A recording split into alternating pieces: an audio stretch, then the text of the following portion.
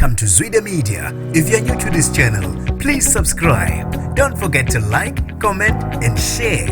Here's a new video for today. Enjoy.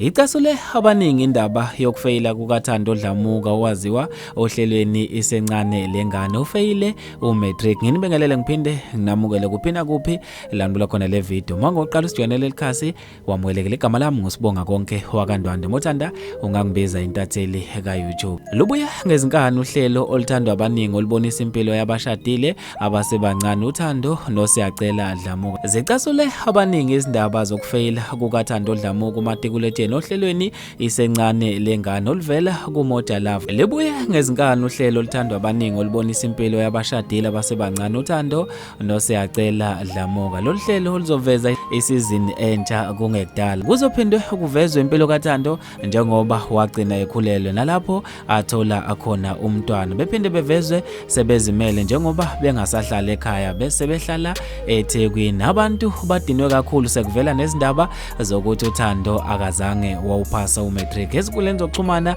basale beshaqekile bashiya amazwi okucasuka ngokufeyila kukaThando. Matiku ulegend uJabu McDonald uthe ngiphoxeke kakhulu uThando ufeyila u-Matric, ngisola uSiyacela ngalokho. uZandi uthe uThando uzohlezi ekhetha uSiyacela noma yinini futhi lokho okuzomuyisa empilweni. Ukufeyila u-Matric akumkhathazi kodwa uma sekufika ingane la okuzoqala khona izinkinga ngaze ngamzwela uThando. Uphindi Sotobe umangale wathi hawu kanti imuphi lo Matric enanithi uphase ngamalengiso. Bafethu mina ngizofisa ukwazi ukuphala kwakho ngalo lodaba ukuthi ngabe ngempela ucabangani ngazo lezi ndawo.